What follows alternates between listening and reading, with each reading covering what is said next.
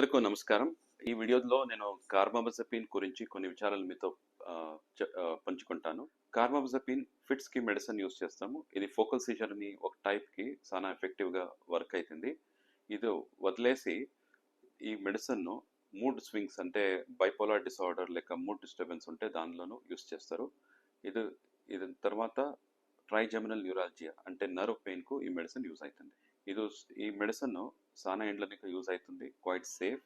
దీనివల్ల side effects అయ్యే chances తక్కువ ఉంది. అయితే గమనించాలి.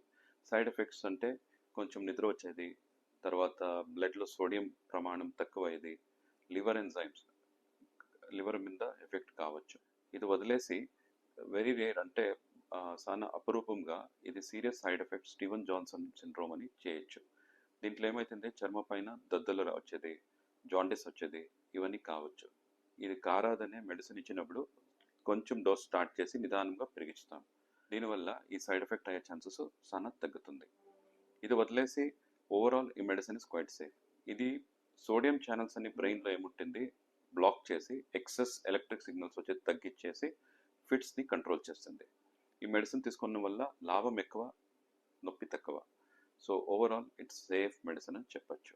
గర్భవతిలో ఇది యూస్ చేయొచ్చు. అయితే ప్రెగ్నెంట్ అయ్యే ముందు నుంచి ఫోలిక్ యాసిడ్ అనే ఒక మెడిసిన్ తీసుకునేది మంచిది.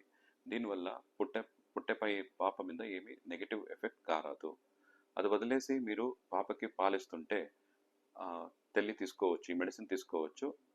అంటే డాక్టర్ ప్రిస్క్రైబ్ చేస్తుంటే తీసుకోవచ్చు. అయితే పాప పాలు సరిగా తాగుతుందా లేదా గమనించాలి. లేకపోతే ఇమ్మీడియట్గా మీరు డాక్టర్ని కన్సల్ట్ చేసి పాప సేఫ్గా ఉండేది చూసుకోవాలి. తర్వాత మీరు మెడిసిన్ చేంజ్ చేసుకోవాలని ఆలోచించాలి. ఇన్ని విచారాలు ఎవరైనా మెడిసిన్ తీసుకుంటే ఇన్ని విచారాలు మీకు తెలుసుకునేది చాలా ముఖ్యం ఉంది. ఇది వదిలేసి మీకు ఇంకా ఏమైనా డౌట్ ఉంటే మాతో కాంటాక్ట్ చేయొచ్చు. నమస్కారం.